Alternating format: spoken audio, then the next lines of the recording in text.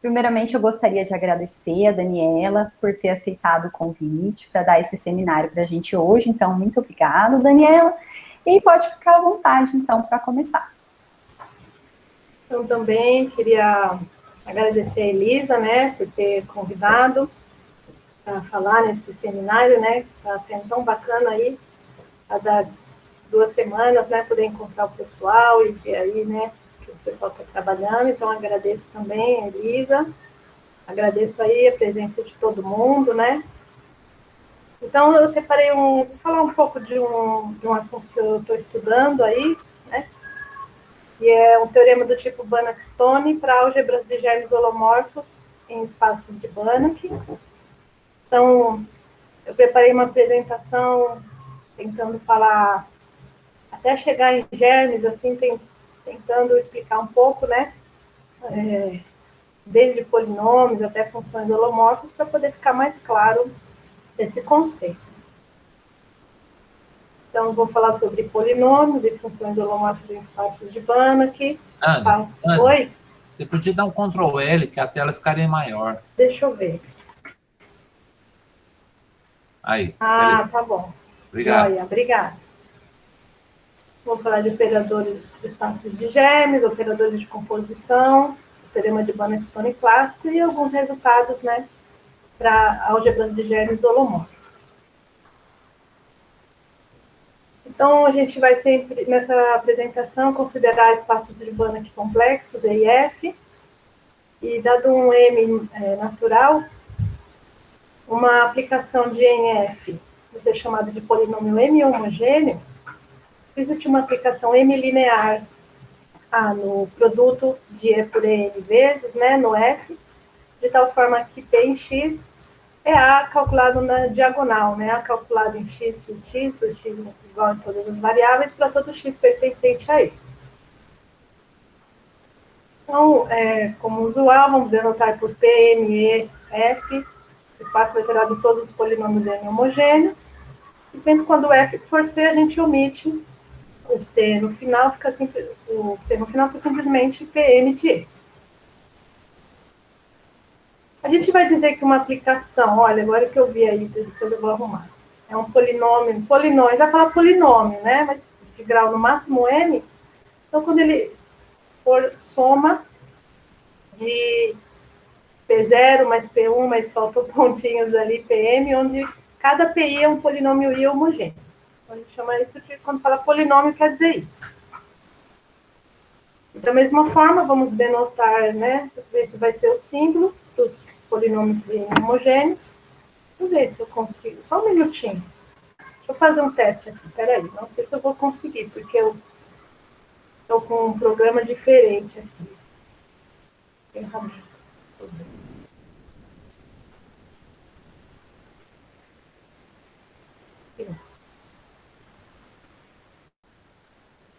Se eu consigo. Não, tá bom. Então, eu queria fazer igual o Jamilson com a canetinha, mas eu não consigo nessa situação aqui. Mas tudo bem. Então, de F é o espaço de todos os polinômios e a mesma coisa. Quando F for C, a gente omite o F no final. Então, um exemplo, né, de um polinômio, por exemplo, quando a gente pega N funcionais em E', né, e N vetores em F, define P como sendo a somatória para indo de 1 até N, e de x elevado a N, né, vezes o AI para todo x em E. Isso é um exemplo de um polinômio, né, mas é um caso particular. Quando o polinômio for desse jeito, ele é chamado de polinômio de tipo finito. Também tem um símbolo para o conjunto dos polinômios de tipo finito, na verdade, no espaço vetorial, e põe um P índice F. O espaço dos polinômios, ele se torna um espaço de Banach quando a gente coloca nele essa norma, né? Elemento supremo das normas de P de X, a X pertencente à bola unitária, do espaço para todo P em P de F. E a gente vai dizer que um polinômio, né, ele é aproximável. Existe uma sequência de polinômios de tipo finito que convergem para esse polinômio nessa norma definida acima, Esse conceito de polinômio aproximável, em algum momento eu vou comentar, vou precisar dele. Então, essa aqui é a definição. Agora, então, que a gente tem definido os polinômios, podemos definir uma função holomórfica. Então, sempre aqui vai ser um espaço de Banach complexo. Se tiver um aberto, um espaço de Banach complexo e um elemento lá, ponto A em U, a gente vai dizer que uma função de U em F é holomorfa em A. Se existe uma sequência de polinômios, né, M homogêneos, Pm de F, de tal forma que F pode ser escrito como essa soma infinita, né, Pm calculado em x menos A, e que isso convirja uniformemente em alguma vizinhança de A.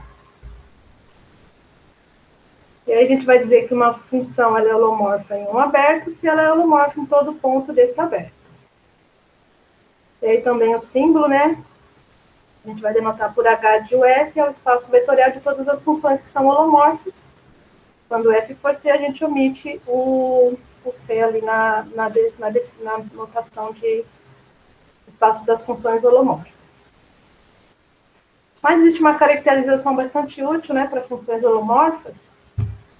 Você tem uma função holomorfa de um aberto de um espaço de Banach em F, ela é holomorfa se e somente se, toda vez que você restringir ela a uma reta, né, complexa no U, ela é holomorfa, tá bom? Então, se e somente se ela for holomorfa nesse aberto aí, dos lambdas pertencentes a C, tal que A mais lambda B pertence a U.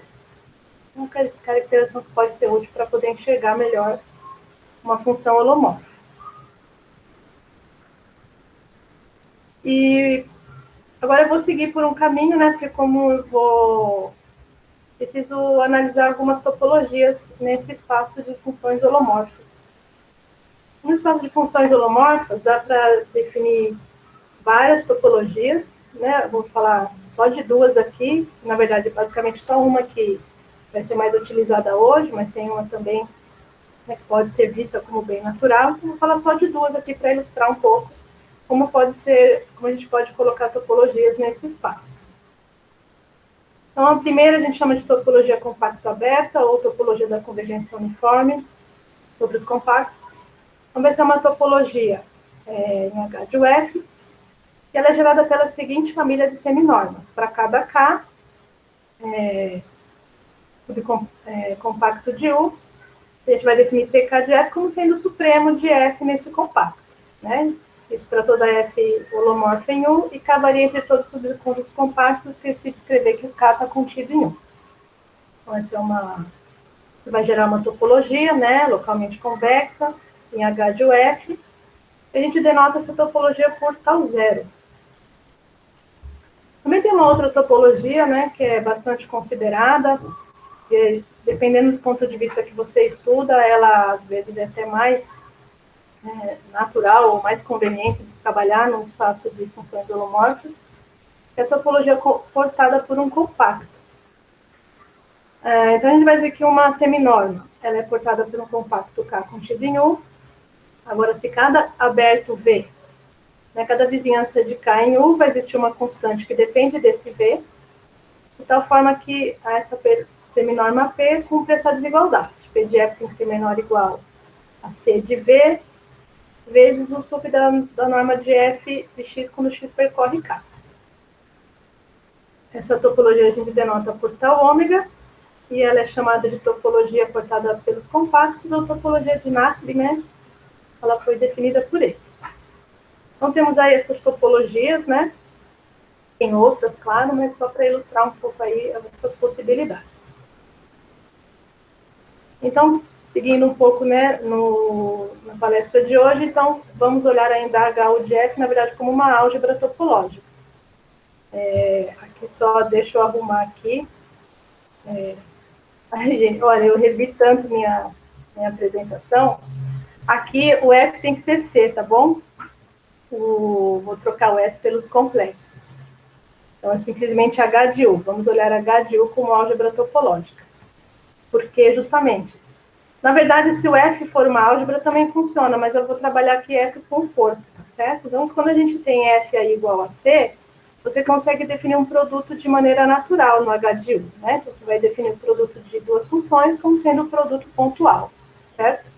Então, a gente vai estudar o HDU como álgebra. Então, só para voltar um pouquinho, né? Por exemplo, a álgebra de Banach, existe também esse conceito, né? Então, se a gente tiver uma álgebra, né, com uma unidade E, ela vai ser chamada de álgebra de Banach, se ela for um espaço de Banach, né? E se a norma e a multiplicação cumprirem essas relações, né?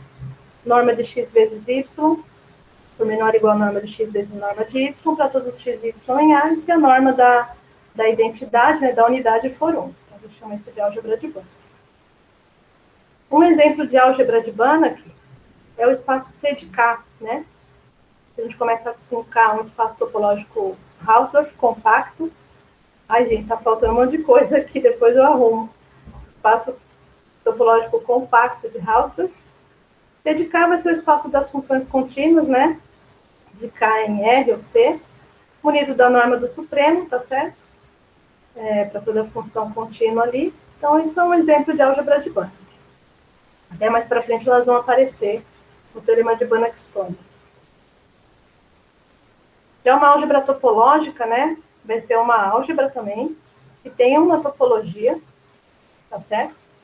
E que essa topologia, ela funcione bem com as estruturas aí, né? Então, ela tem que ser compatível, né, com a estrutura de espaço vetorial, e com a multiplicação aí é contínua, né? Conjuntamente. Isso que é uma álgebra topológica. E tentando imitar um pouco, né, a noção de álgebra de Banach, a gente vai dizer que uma álgebra topológica é localmente M-convexa se a sua topologia for gerada por uma família de seminormas que cumprem as seguintes propriedades, né? Essas famílias de seminormas PI de x vezes y tem que ser menor ou igual a PI de x vezes PI de y, e o PI do elemento unidade tem que ser 1. Então, isso que vai acontecer com o H de U, né, que eu pus certo. Então, tanto para tal zero como tal ômega, a gente tem que H de U com tal, na verdade, é uma álgebra localmente convexa, localmente M-convexa.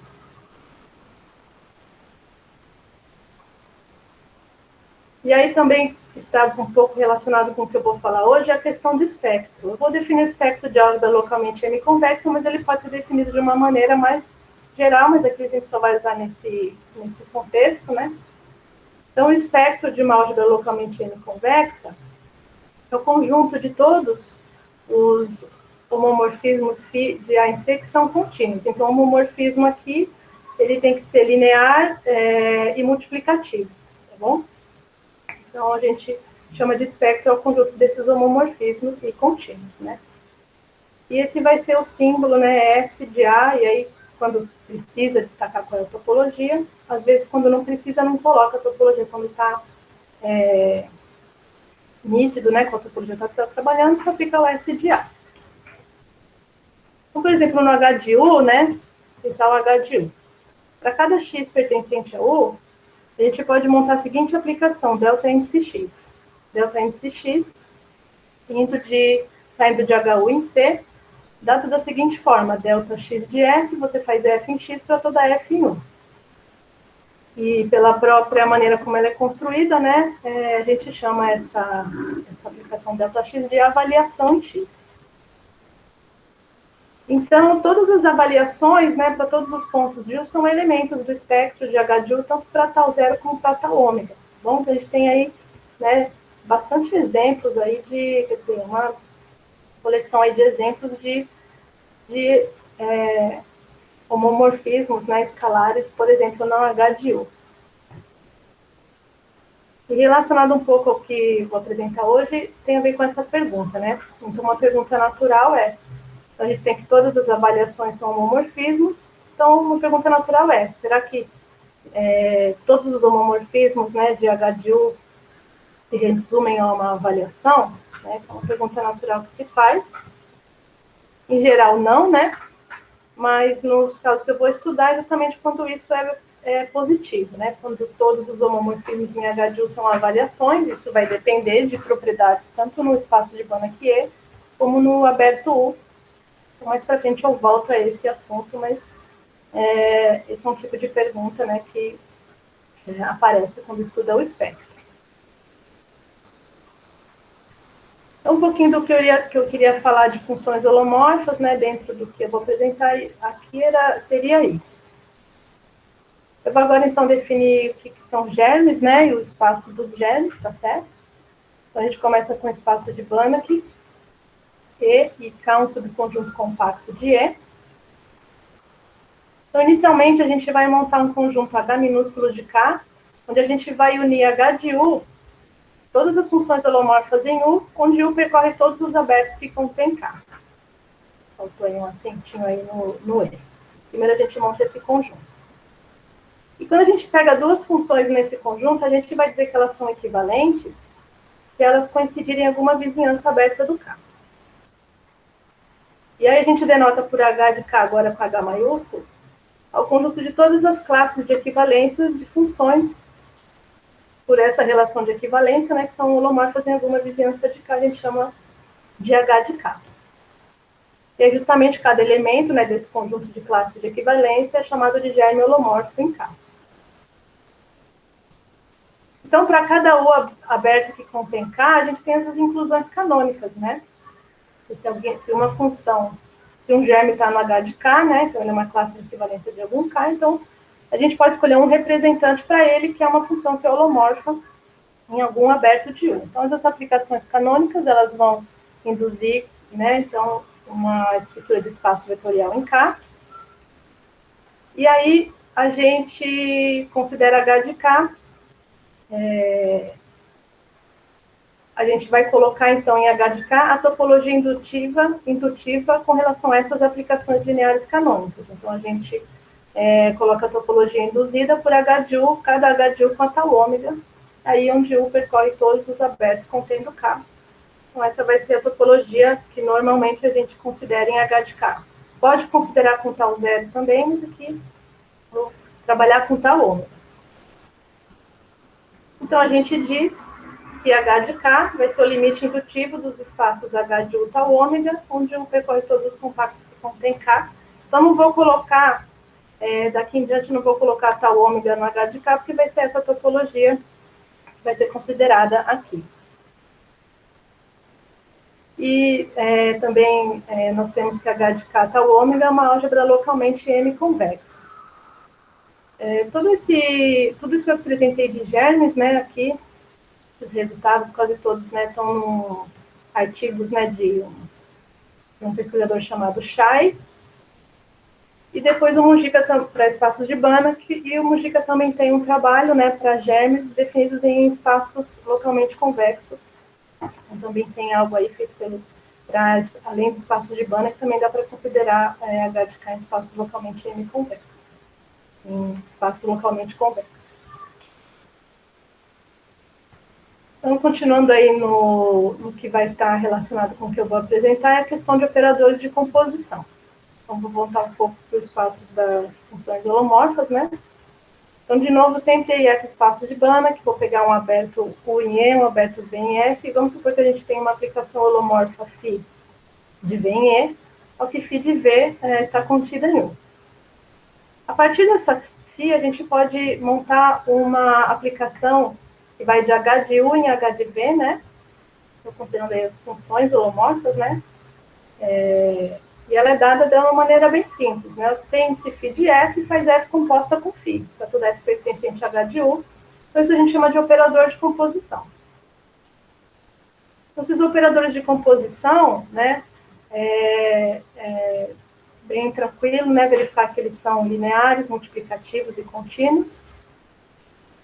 Quando a gente coloca nos espaços H de U e H de V, qualquer uma dessas topologias, dá para definir operador de composição em outros espaços de funções holomorfas, HB de U, HB infinito, H infinito de U, mas só estou falando desses que é os que eu vou trabalhar hoje. Também, de novo, e está muito relacionado com a pergunta do espectro, uma pergunta natural a gente tem exemplos de diversos, quando eu falo homomorfismo aqui, homomorfismo, estou querendo dizer que então é uma aplicação linear e multiplicativa. Então, a pergunta natural é se todo homomorfismo contínuo, de H de U em H de V, é um operador de composição, e isso está muito relacionado com aquela pergunta do espectro, né? Então, aqui, Toda vez que, se você consegue, em todas as situações em que o espectro de H de U pode ser identificado com U, ou seja, todo o homomorfismo escalar em H de U for uma avaliação, você consegue que todo o homomorfismo contínuo de H de U e H de B é um operador de composição. Então, essas propriedades estão relacionadas. Também dá para definir operador de composição entre álgebras, entre germes, certo? Então, aqui se a gente tem uma aplicação holomorfa, né, ainda de B, de uma aplicação holomorfa de F em E, e se a gente tem K contido em E e L contido em F, subconjuntos compactos, e supõe que essa nossa aplicação leva o L em K, né? Então, essa aplicação holomorfa entre os espaços leva um desses compactos em outro compacto. A gente também consegue definir operadores de composição entre H de L e aqui H de K, desculpa, da seguinte forma. Então, se você toma uma classe lá no H de K, então ela vai ter uma função, um representante, né? Uma função holomorfa em algum aberto contendo K. Se você tomar o V0 como sendo a imagem inversa da finis U0 intersecção com V, a gente define o operador de composição como sendo F composta com φ restrito a V0. Isso vai dar uma classe em H de L para todas as classes de F em H de K. E é possível mostrar que quando a gente define operadores de composição dessa forma, eles estão bem definidos, também vai ser linear, vai ser multiplicativo e vai ser contínuo. Olha só a topologia indutiva aí nos espaços H de K e H de L. E aí também, relacionado de novo com o problema de se perguntar se todo homomorfismo entre álgebras de germes é um operador de composição, então também está relacionado com o problema de todo homomorfismo, né, em H de U ser operador de composição. E aqui, por exemplo, a Lilian tem trabalhos, né, que mostram que nas mesmas, sempre que, em casos que você tem operadores de composição ou espectro no H de U, você também consegue mostrar, né, em certas situações, todo homomorfismo entre álgebras de germes é um operador de composição. Eu vou falar do teorema de Banach-Stone para álgebras de germes. Então, vale a pena relembrar qual é o teorema de Banach-Stone clássico, né? Então, por que a gente fala do tipo Banach-Stone, né? O teorema de Banach-Stone, ele diz o seguinte: se K e L são espaços topológicos Hausdorff compactos, então o que esse teorema afirma é que se os espaços C de K e C de L são isométricos, isso implica que os compactos são homeomórficos. Mas, na verdade, é mais simples, né? Sempre que os compactos são homeomórficos, você sempre consegue mostrar que os espaços C de K e C de L são isométricos. Então, isso acaba sendo equivalente. Mais especificamente, né? Se T de C de K e C de L é uma isometria, então conseguimos um homeomorfismo entre L e K e uma função contínua que tem módulo sempre 1. A gente pode escrever T como sendo quase um operador de composição, né? No C de K tem apenas uma função A ali, funciona tipo um peso, tá certo? Mas eles ainda são homeomórficos. Então, esse resultado, né, ele foi provado por Banach em 1932, para espaços métricos, e Stone, em 1937, generalizou esse resultado para espaços arbitrários. Existe também uma versão do Banach-Stone que é para isomorfismos algébricos, porque aqui, quando eu estou falando de isometria, né, o teorema de Banach-Stone é linear aqui, apenas linear. A versão para isomorfismos algébricos é devida a Gelfand e Kolmogorov, em 1939. Então, se C de K e C de L são isomórficos como álgebras, né, então tem ali isomorfismo entre elas, que ainda é multiplicativo. Então, isso também é equivalente a K e L serem homeomórficos, mas aqui tem um pouco mais forte, porque não tem mais aquele peso, né? Todo isomorfismo algébrico em C de K e C de L, ele é um operador de composição. Então, esse homomorfismo que existe entre eles define esse isomorfismo algébrico em C de K e C de L. E justamente esse resultado, ele repousa em diversos fatos, mas um deles é que o espectro de C de K pode ser identificado com K, né? Todo elemento do espectro de C de K é uma variação em K. Então, esse é o teorema de Banach-Stone clássico. Então, vamos ver como ficam os teoremas de Banach-Stone para as álgebras de germes, né? Qual seria uma analogia aí que a gente podia fazer? Então, dá para fazer teorema de Banach-Stone para álgebras de funções holomorfas, mas eu já vou apresentar só para germes. Então, a gente, de novo, tem E e F espaços de Banach, temos compactos em E e F, né, como sempre. A gente vai dizer que K e L, dois compactos, eles vão ser biolomorficamente equivalentes. A gente consegue um aberto U contendo K, um aberto V contendo L, né? E uma aplicação de B em U biolomorfa que leva o L em K. Biolomorfa aqui eu quero dizer que ela é holomorfa, ela é bijetora e sua inversa é holomorfa. Seria biolomorfa. Então a gente vai dizer que K e L são biolomorficamente equivalentes quando isso acontecer. Um outro conceito que eu vou precisar aqui é a questão da envoltória polinomialmente convexa, né? Quando a gente tem um compacto K, a envoltória polinomialmente convexa de K, ela é definida da seguinte forma. A gente chama de K-chapéu de P de E. Vão ser todos os x pertencentes a E, tal que módulo de P de x é menor ou igual que o módulo de sup de P em K para todo P percorrendo os polinômios. A envoltória polinomialmente convexa de um compacto. E a gente vai dizer que um compacto é polinomialmente convexo se ele for igual à sua envoltória.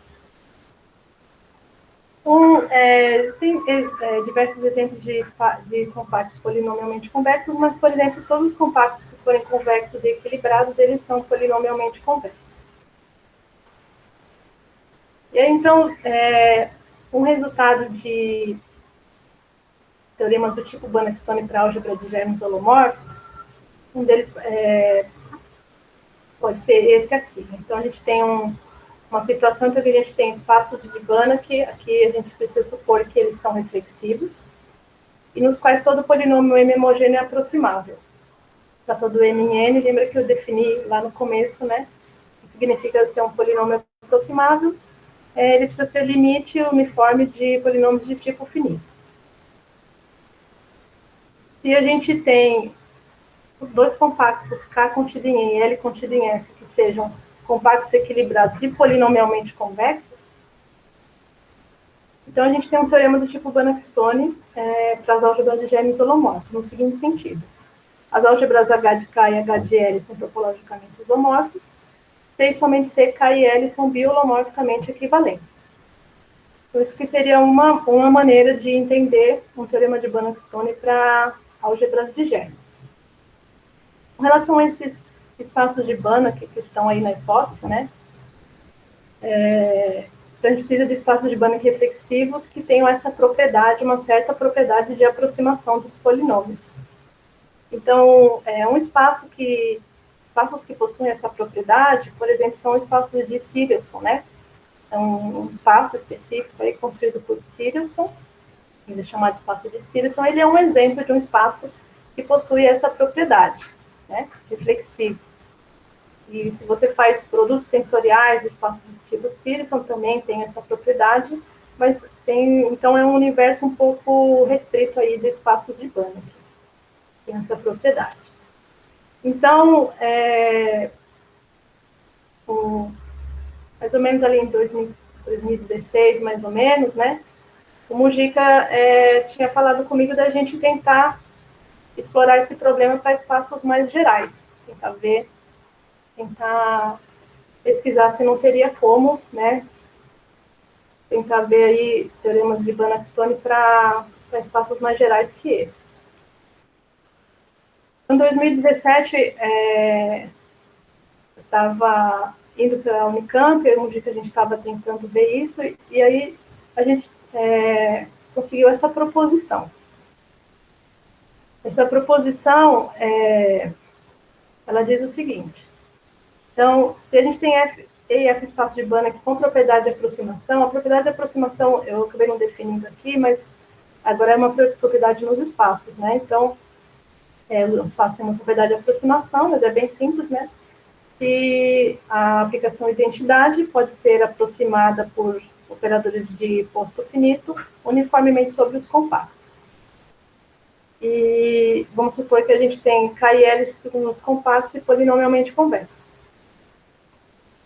Então, as álgebras H de K e H de L vão ser topologicamente isomorfas como álgebras, né? Então, quando eu falo isso, eu quero dizer que vai ter ali uma abjeção entre H de K e H de L, que ela é linear, que ela é multiplicativa e que ela é contínua, que isso aí vai ser contínua com relação à topologia tal ômega aí, que a gente está considerando em H de K e H de L.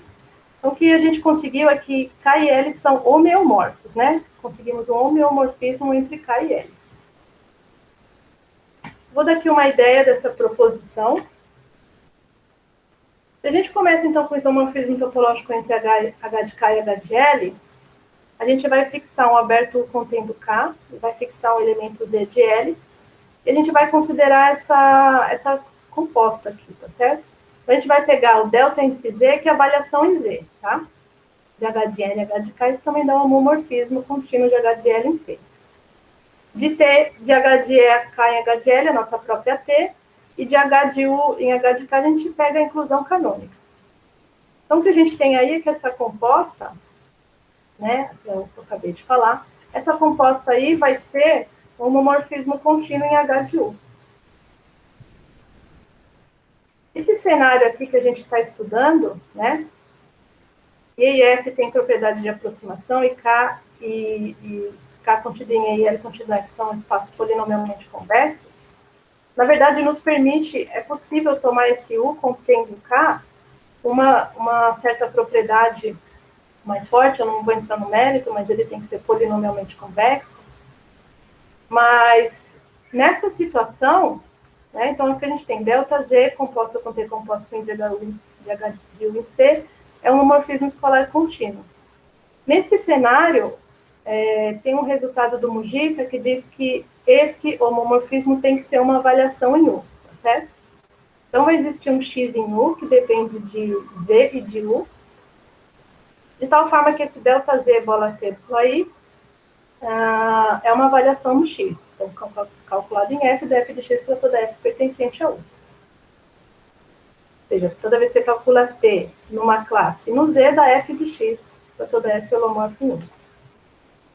E aí a gente vai definir essa φ em U, que a gente conseguiu uma função, então, que vai de L em U, porque a cada U e a cada Z, a gente conseguiu esse X. Se por acaso a gente tivesse começado com outro aberto, a gente ia conseguir uma outra função desse tipo, mas agora φ de V ia cair em V, na verdade. Porém, explorando um pouco a propriedade, como foi que a gente construiu essa φ, é possível mostrar que para cada F em E', a gente tem essa igualdade. F calculado em φ U de Z é a mesma coisa que F calculado em φ V de Z. Ou seja, φ U de Z é igual a φ V de Z para todo Z em L. Então, na verdade, para cada Z em L, para cada aberto V que contém K, φ U de Z sempre cai nesse V. Na verdade, ele vai cair em todas, né? Então, significa que φ U de Z cai em todas essas, na intersecção de todos os abertos V que contém K, os abertos do U, U, na verdade, ali. Então, na verdade, o que a gente mostra é que essa φ U leva o L em K, é isso que acontece.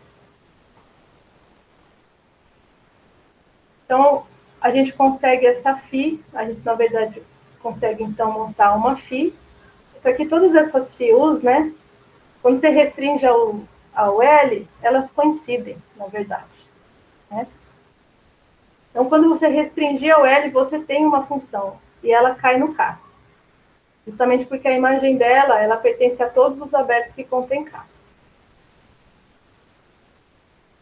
Então, aí, em seguida, dá para mostrar que essa função é contínua, essa aplicação é contínua. Se a gente tem uma rede em L, ZI que converge para um Z em L, a gente tem que o T, né, calculado na classe de F em ZI, vai convergir para o T calculado na F na classe de F em Z. Na verdade, isso, pela forma que a gente escreveu, é a mesma coisa que escrever que delta Z, ZI, bola T, bola IF converge para esse delta Z, bola T, bola IF. E isso vale para toda F pertencente a HU, mas em particular a gente consegue mostrar que F de φ de ZI converge para F de φ de Z para toda F em linha. Por isso a gente tem que a φ de L em K com a topologia fraca é contínua, mas como o K é compacto, a gente consegue mostrar que ela é contínua também com a norma. Depois, se a gente aplicar os mesmos argumentos para a inversa da P, né, a gente checa no isomorfismo algébrico de H de K e H de L, a gente consegue mostrar, na verdade, que essa função φ é um homeomorfismo. Então, voltando aqui no enunciado, né, H de K e H de L são topologicamente isomórficos como álgebras, a gente consegue já um passo aí que K e L são homeomórficos.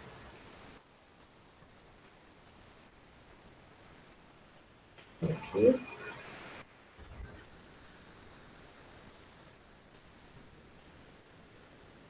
Curiosamente, eu não vou demorar muito nesse assunto, né? Alguns dias depois desse encontro, né, infelizmente o Mojica foi, né, e eu não consegui continuar com ele trabalhando nisso. Eu acabei começando a trabalhar em outras coisas, acabei assumindo outra pesquisa, outras coisas na universidade, e voltei um pouco a trabalhar isso depois de um tempo, né? Depois de alguns anos eu voltei a trabalhar nesse problema, porque basicamente o que a gente precisa aqui, na verdade, para tentar chegar num Banach-Stone, né? Porque, na verdade, o que acontece aqui, só para voltar um pouquinho, o que vai acontecer aqui, né? Quando, pensando nesse exemplo aqui, quando K e L são biolomorficamente equivalentes, então tem uma aplicação biolomorfa, né, numa vizinhança de K e numa vizinhança de L. A partir dessa aplicação biolomorfa, a gente vai montar um isomorfismo entre as álgebras H de K e H de L, que vai ser justamente um operador de composição. Então, para tentar fazer esse caminho, de alguma forma a gente precisa estender essa φ, né? Ver se é possível estender essa φ. Então, a gente tem uma φ de K em L, a gente precisa estender essa φ. Aqui eu escrevi essa φ, da maneira como a gente construiu nessa proposição, qual que é a propriedade dela? Ela tem a seguinte propriedade. Para cada funcional em E', a gente consegue um aberto que depende do F contendo K, de uma função G, que vai depender de F também, holomorfa nesse aberto. Só que quando a gente compõe essa φ, que a princípio a gente só tem definida na L, quando a gente compõe com esse funcional linear, a gente consegue estender para um aberto, percebe? Então, a φ só está definida em L, mas toda vez que você compõe com funcional linear, é como se você conseguisse estender para um aberto em F, né? Tem uma função G ali, tal que φ, F bola φ em Z, é GF em Z. Ou seja, essa aplicação, esse nome eu que estou colocando aí, não sei se existe, então é como se você conseguisse estender fracamente. Cada vez que você compõe com um funcional, você consegue estender essa φ. Mas aí esses abertos mudam, né? Mas então, quer dizer, essa φ já não era qualquer coisa, né? Ela já era um pouco, uma propriedade aí interessante. Então, comecei a pesquisar, né, extensões de funções holomórficas, né? Comecei a pesquisar para ver em que situações eu conseguiria ou não estender uma função, né? Defendendo um compacto. Existem alguns trabalhos nessa direção, mas um trabalho que me ajudou bastante é esse trabalho aqui, esse matemático que chama Walbroek, não sei se estou falando certo o nome dele, Lucien Walbroek. Então, ele tem esse trabalho que basicamente resolveu o problema, né? O trabalho desse Lucien Walbroek, ele está baseado em uma classe de compactos chamada determinante. Então, A gente vai dizer que um subconjunto compacto de um espaço de Banach é determinante se a gente tiver uma função holomorfa num aberto contendo esse compacto, se ela for zero no K, e se ela for zero no K, ela vai ser zero numa vizinhança contendo o K. Então, o compacto K é determinante se ele consegue fazer isso com as funções holomorfas. Toda vez que uma função holomorfa for zero em K, ela é zero numa vizinhança de K. Então, a gente diz que esse compacto é determinante. Então, alguns comentários sobre espaços, sobre os compactos determinantes. Por exemplo, um espaço de Banach que ele vai possuir um compacto determinante se e somente se ele é separável. Um exemplo de um compacto determinante, um espaço de Banach separável, né, pode ser construído da seguinte forma. A gente começa com um subconjunto denso, por exemplo, na esfera unitária, e a gente monta L, né? Primeiro monta L como sendo esse compacto aí, faz cada y dividido por n e une com zero, e toma uma envoltória absolutamente convexa desse L, a gente tem um compacto determinante, certo? Como ele é absolutamente convexo, ele vai ser polinomialmente convexo. Mas existem bastante estudos também em compactos determinantes, né? Por exemplo, tem esse artigo aqui, e os nomes, né, todos estão difíceis aqui. Esse é o Chmielowski, tá? Então, esse é um artigo onde ele constrói diversos conjuntos determinantes, né, para funções holomorfas.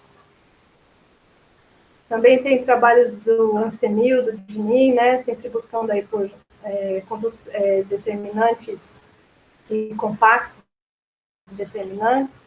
Tem trabalhos do Galindo, Garcia e Maestro sobre compactos determinantes. Inclusive, esse exemplo aqui foi o Galindo que me mostrou, né, um dia que eu encontrei com ele e perguntei sobre o que ele já tinha trabalhado, né. Então, ele me falou desse exemplo aqui de um compacto determinante, mas tem outros, né. Então, esses conjuntos exploram conjuntos determinantes e seja nesse aqui que trabalha com espaços com base, mas depois tem generalizações para espaços mais gerais, né? Então, tem bastante coisa aí também para espaços determinantes, para compactos determinantes. Então, o teorema daquele artigo de Weilbrock é o seguinte.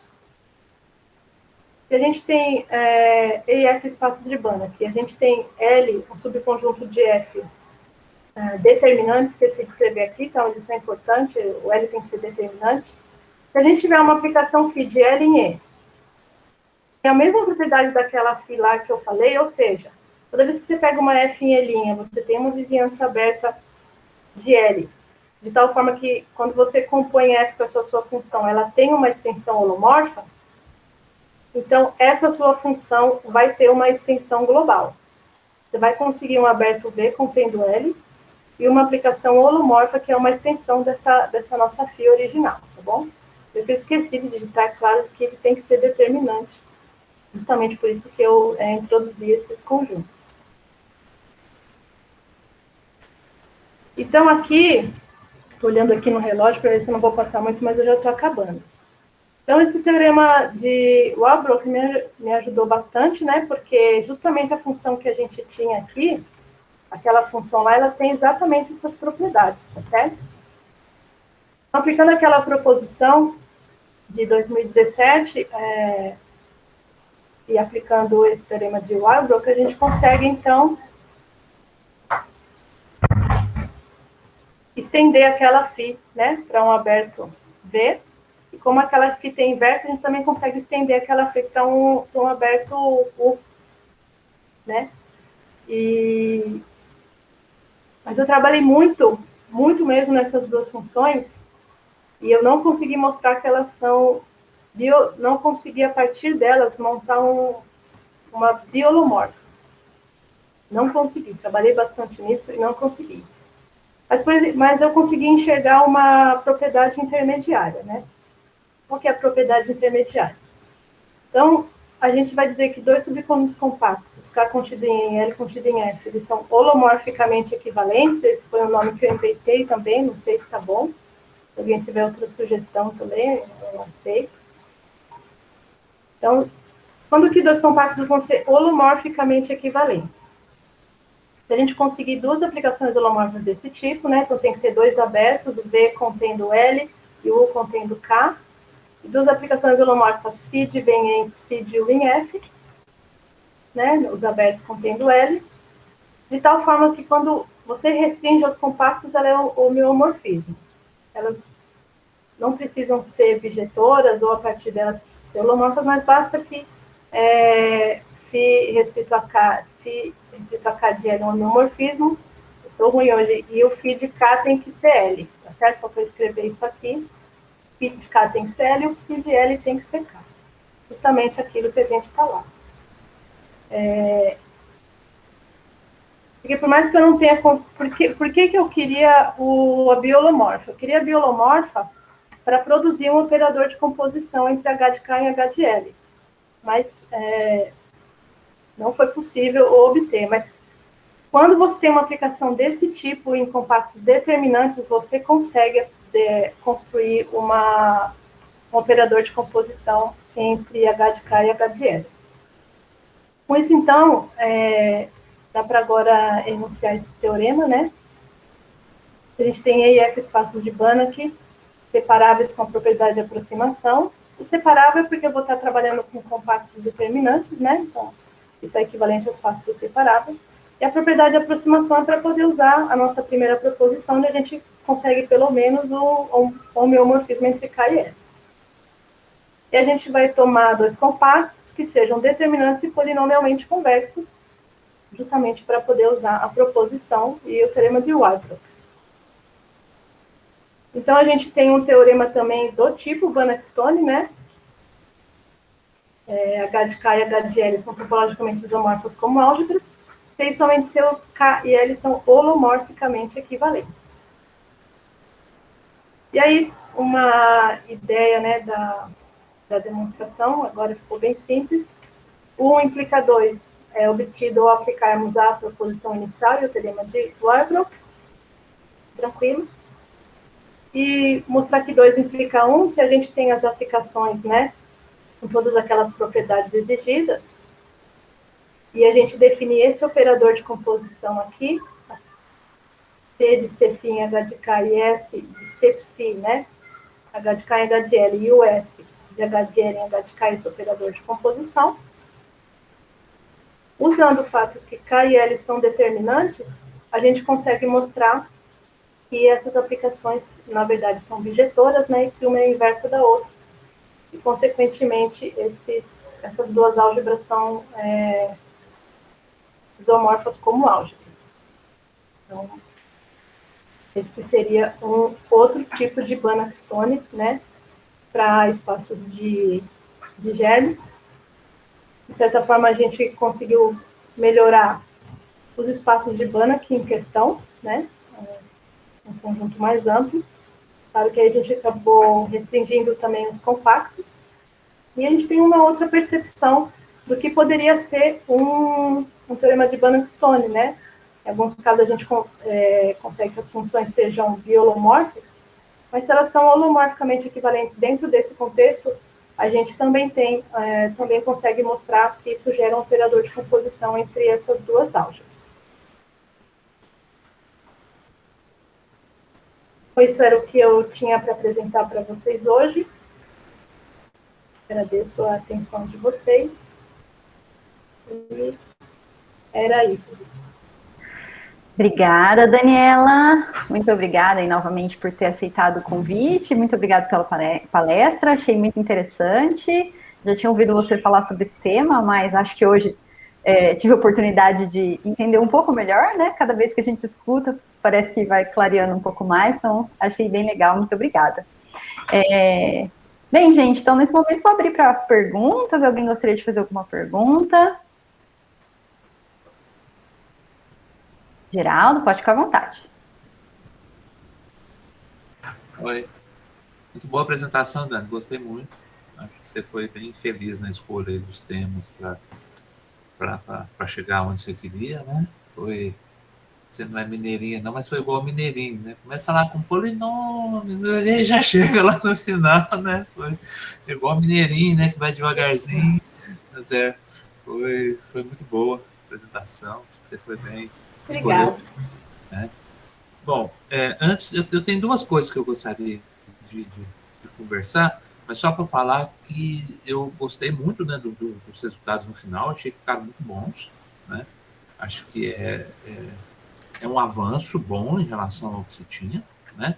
E a hora que você falou assim, a demonstração ficou fácil, né? Eu pelo menos acho isso algo que agrega mais ao resultado. Tem gente que acha que não. Veja, minha visão não é dominante na matemática. Tem gente que acha que para um teorema valer alguma coisa tem que ter uma demonstração longuíssima de não sei quantas páginas, senão o teorema não é bom. Eu acho o contrário. Se você consegue provar algo interessante, que avança em relação ao que tem por aí, e você conseguiu fazer a coisa para que a demonstração acabasse ficando simples, para mim é algo que agrega mais ainda. Tá certo? Porque para mim o espírito da matemática é esse. O espírito da matemática não é as coisas serem complicadas.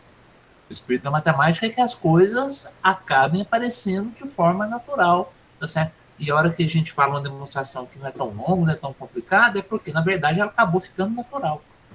Então, eu sei que a minha visão não é hegemônica, tá certo? Tem gente que só valoriza demonstração de 3 páginas, tá? Mas eu valorizo exatamente o contrário. Não, a demonstração de 3 páginas também, eu acho que tem seu lugar e tal. Mas uma coisa que vai além do conhecimento atual, que agrega, e mesmo assim, no final das contas, acaba sendo uma demonstração simples, eu acabo valorizando até mais. Okay?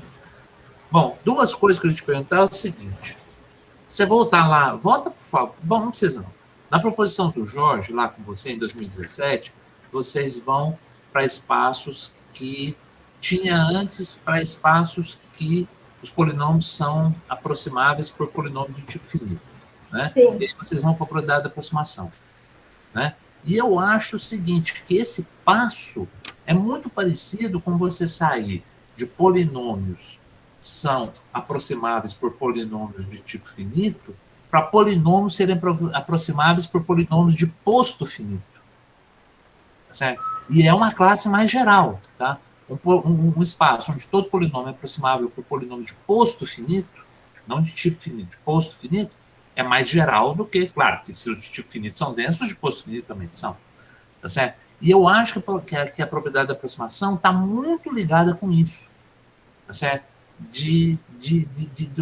Dos polinômios serem aproximados por polinômios de posto finito.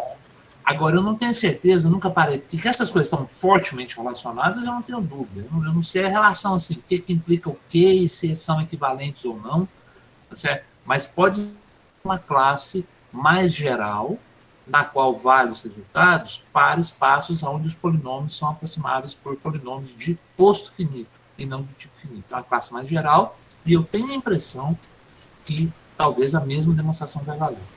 Certo? Pode até ser que seja equivalente para a propriedade da aproximação, mas eu não tenho absoluta certeza.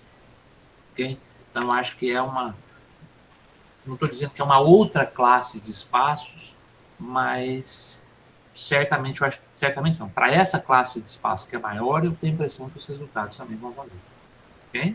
Legal, obrigada, vou pensar. Então, você pensa possível. Assim, o polinômio de posto finito, se o subespaço gerado pela imagem tem dimensão finita. Isso é equivalente a ele ser aproximável por polinômios do tipo P tensor B, onde o P é um polinômio escalar. Entendeu? Então, isso é equivalente. Então, eu acho que aí vem a probabilidade de aproximação cai quase que imediatamente. Ok? Certo. O segundo lá na definição de holomorficamente equivalente, você fala em duas funções, uma φ e uma ψ. Sim. Mas só pede uma condição sobre a φ. Não, faltou escrever lá. Bom. Faltou. O que seria, então? A φ restrita ao K seria... Isso, e a ψ, que quando restringe ao K, uma é inversa da outra, é isso. Tá bom. Faltou. Tá bom. Olha, gente, eu li tantas vezes essa palestra. Mas São os outros que acham erro, a gente não acha. Olha, né, Elisa? Eu falei, Elisa, eu vou mandar só amanhã, que eu quero dormir e ler. Aí eu acordei hoje, eu achei erro, corrigi e ainda passou. Mas tem que ter as duas coisas. Faltou lá, foi por uma falha minha. Tá, joia. Mas eu gostei muito. Parabéns, foi muito bom. Tá? Obrigada. Terminei já, Elisa. Mais alguma pergunta? Claro, Lilian, fica à vontade. Dani, parabéns aí pela sua apresentação, foi extremamente didática, porque para quem começou, né, para quem não sabia algumas das definições, você apresentou muito bem. A observação minha era a mesma do Geraldo, que eu fiquei preocupada porque tive duas funções e só tinha uma condição, porque na hora você não falou, a proposta do Geraldo é boa, mas, Geraldo, talvez a grande influência que tem aí dos polinômios de finito é que você tem outro tipo de continuidade. É que quando os polinômios finitos são densos, você tem outro tipo de continuidade nas holomorfas, e acho que deve usar isso fortemente. Essa é a minha impressão. Eu não mexi nas demonstrações, mas isso pode ser o caminho. Quer dizer, ela pode tentar, mas sempre que a gente usa a densidade dos polinômios, quando a gente resolve problemas no HB, é por causa que você consegue que elas são fracamente uniformemente contínuas sobre os limitados. Então, tem umas propriedades que os polinômios de tipo finitos propiciam a gente fazer conta. Então, eu não sei se o de posto finito vai trazer a mesma proposta, mas é importante usar, pensar, né, para encontrar um novo caminho. O Daniel nunca tinha visto a história dos polinômios compactos determinantes, e esses artigos dos compactos determinantes, para que lado eles vão? O que eles estudam? Você chegou a dar uma geral, não? Naquelas... É porque, assim, não existe só compacto determinante, você pode montar conjuntos determinantes. Então, não precisa ser só compacto. Então, eles investigam muito quando se um conjunto que eles têm assim. Eles investigam se você tem um conjunto determinante, se a partir dele você consegue montar um conjunto determinante que eles chamam assim, tem uma null sequence, né? Uma sequência que vai a zero. E aí, a partir dessa sequência que vai a zero, é que eu consigo montar o compacto. Então, eles trabalham com isso. Tá. E a partir de conjuntos determinantes, conseguir outros determinantes com mais propriedades. Eu não pensei, não, mas aquele exemplo que você deu de determinante, ele é polinomialmente convexo? Sim, porque ele é convexo e equilibrado. Ah, tá bom. Vai ter o zero lá também, né? Tá. Isso. Ah, legal, tá. Interessante. Depois eu vou olhar se ela é determinante, porque às vezes pode ser que a gente tenha outros caminhos aí para usar isso para alguma direção. Interessante a propriedade até. Legal. Parabéns. Obrigada.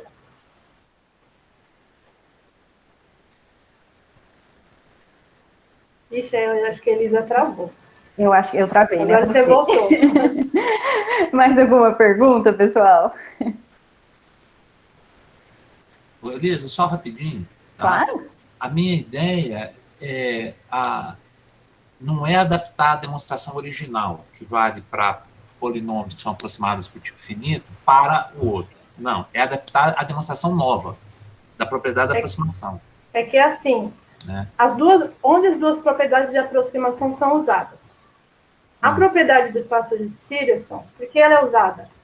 Porque ali, quando ela vale, o espectro de HB é o B, é o U. Tá?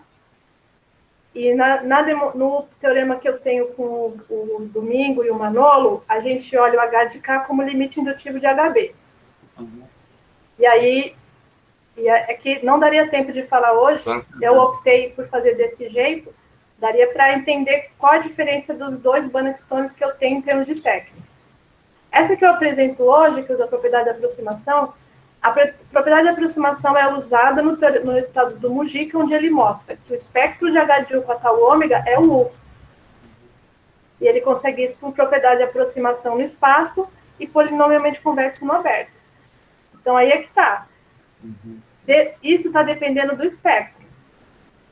Eu não conheço, pode ser que exista, eu não conheço, quer dizer, estudos de espectro quando o espaço E tem essa sua propriedade que você falou, né? Então, eles estão agindo no espectro, essas duas propriedades de aproximação. Tem muita coisa escondida aí por trás, né? Então...